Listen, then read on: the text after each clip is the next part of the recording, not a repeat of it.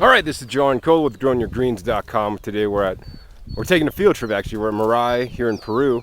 I like to travel around for fun and for adventure and to find new seeds to bring back to my garden in California. So we're gonna check out this basically ancient Incan farming community or farming area. And I'm here outside Cusco at a traditional Incan farm, basically your growing area, farm, or agricultural site. It's all done in terraces. As you can see, we're at the bottom of the terrace. It's all in circles. And let me grab the camera here and we'll show you around. It's really amazing. It's all done in terraces, and at every terrace there's these basically stone steps to get up to the next level. And you can see it just goes up and up and up. And they're growing things here.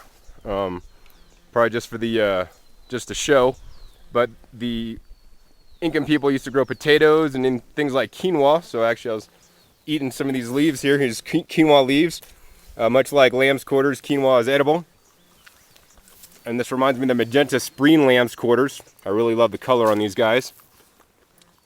We should all be eating our weeds or eating uncommon vegetables. And there's just so many growing here. I'm going to eat some more and we'll show you a little bit more of this. It's pretty amazing here in Peru. And there's not a whole lot of people growing their own food here. From what I see, they rely on farmers and whatnot. So I got to get going. My tour group is leaving and I got to snack on some more leaves before I go. I'm happy to say I'm back from Peru, and I've been gone for over a week now, week and a day basically. And I'm always really glad to return to my garden to see what's actually growing. And it looks like we have a lot of I think parsley coming up here that we didn't actually plant, so that's cool. We're gonna pull it out and transplant it. And here's some sunflowers. These sunflower greens here basically came up where we had a big sunflower plant was and dropped seeds, and guess what, now they're coming up.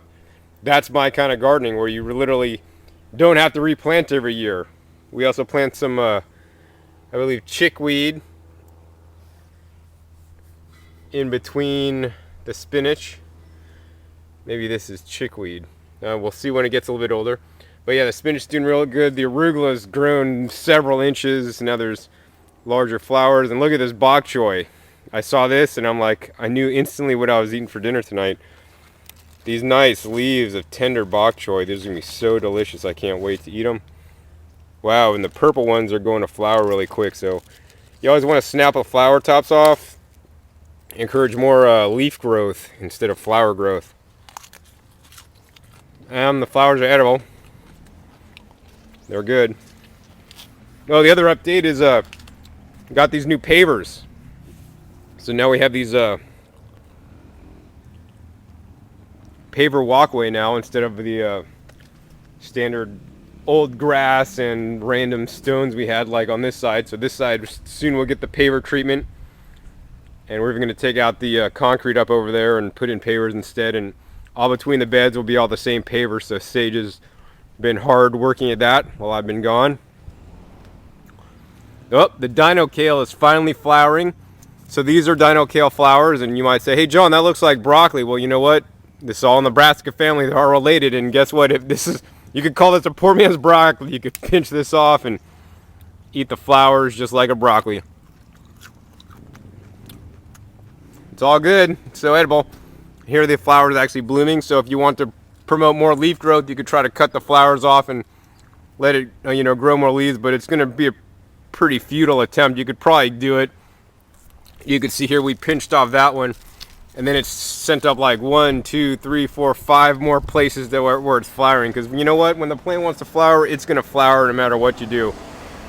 So when it flowers, the leaves get a lot smaller. And the leaves are still edible. But some people say they don't like to eat the leaves when it flowers, because now most of the growth and energy of the plant's going into the flowers and no longer the leaves. But it's still all edible, flowers and leaves. So just eat the leaves, eat the flowers. And it's all good. Now here's another one. This is another kind, and all these flowers, once again, all the flowers are also edible. That'd be a great garnish for a salad. And all the dino kale I think we might be pulling it out soon because once it goes to flower, it's pretty much not as productive anymore. So I'll probably pick a lot of these. We're going to dehydrate, make a lot of dehydrated kale leaves for storage, and then we're probably going to end up pulling this because it's end of February. It's almost March here, so we just loaded up on compost while I was gone too. We got like 4 cubic yards of compost and filled in, topped off all the beds, so now we're going to plant in nice rows. And check out this guy. These guys are growing pretty big. They're bulbing out. Purple kohlrabi. They're doing real good. Let's see over on this side. What do we have here? Wow, look at this stuff. This stuff's really doing really nice. Oh, look. This cauliflower is so cool. It's like a nice yellow color. All the brassicas in this bed are doing really well. Let's check out the lettuces.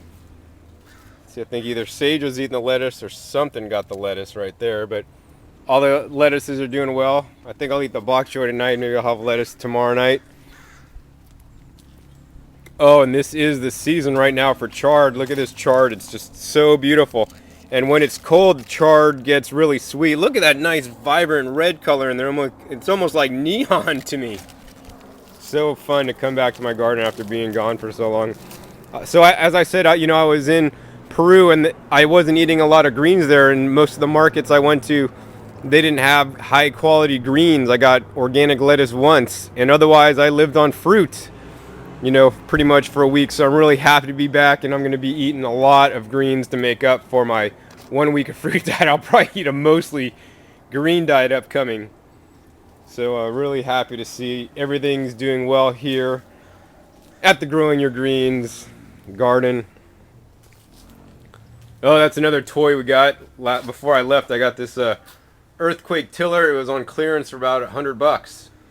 So we'll be putting that to good use. Probably Sage may have already been using it to tear up in between the beds. So you can see how we're laying these pavers down. What he's doing is basically pulling back the soil, and then he's getting it down to a base, and then we're putting these gravel rocks, and then we lay some sand, and then we put the pavers down. And so we have 2 different grades of sand. We actually have this sand we got as basically sandbag sand, for when it rains to sandbag.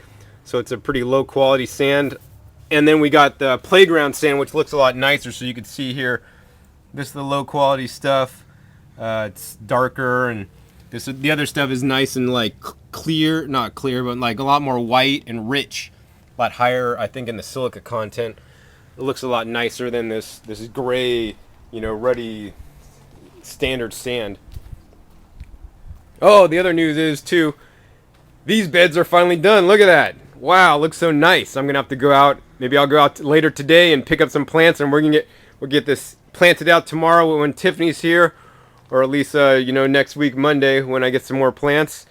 Looks really nice. Came out really good. We got the big L here, and we got the oh look, Sage left the hammer out. We got the grapes coming up the back side, so we have a small area in the back for the grapes, so we didn't have to disturb them, and the roots go down deep into the ground, and then that doesn't affect our raised beds. Formerly we planted along the grapes, and that would also get shaded out. I mean, definitely this bed's going to be a little bit shaded out if we don't keep the grapes trained back to the bamboo trellis here in the back. But you know what? The grapes don't grow all year round, just like right now. This is a prime season now for a location next to the house where it's a lot warmer than, maybe in the middle of the yard. So, I want to encourage everybody to kind of notice their little microclimates. That was a big popular word in Peru when I went on a couple different tours, how the Incas grew their food, and there was different microclimates on each different level that you saw in the video you just saw before this one. There's different microclimates. So the microclimate against my against my house, my garage there is a lot warmer than out in the middle because it gets maybe less sun, maybe a little bit less sun, but it also, I'm standing right now in the wind, and it's getting less wind too. All right, so that's the garden update. Oh, these are all little baby bok choys for the, first planting out of this bed. So this is John Cola with GrowingYourGreens.com, and thanks for tuning in. We'll see you next time.